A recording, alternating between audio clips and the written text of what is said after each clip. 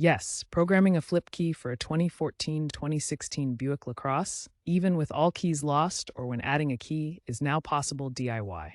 Previously requiring dealership intervention, advancements in OBD2 scanners and software make it accessible. Tools like the Autel Maxicom MK808Z or Launch X431 Pro can handle key cloning and programming. Firmware updates have improved compatibility, reducing failure rates significantly. However, remember that unauthorized immobilizer reprogramming might void warranties or be illegal.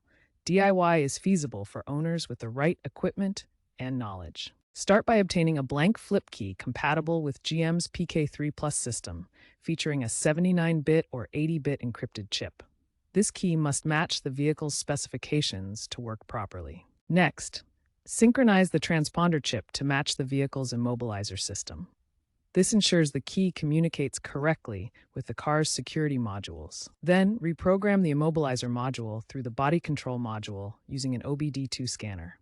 For adding a key, enter programming mode. For all keys lost, first erase old keys, then program the new one. Key considerations include maintaining a stable battery at 12 volts or higher, ensuring no diagnostic trouble codes are present, and using compatible blank keys like GM part number 135-86814. Current trends show a shift toward digital tools with AI-assisted programming and cloud-based databases that quickly retrieve key codes, reducing programming time significantly. Be cautious of timing errors during programming, as they can cause failure. Chip mismatches may permanently damage the key fob. Without proper skills, there's a risk of vehicle damage. Experts estimate 60% of GM key issues are now resolved through DIY methods, but untrained attempts have a 15% failure rate.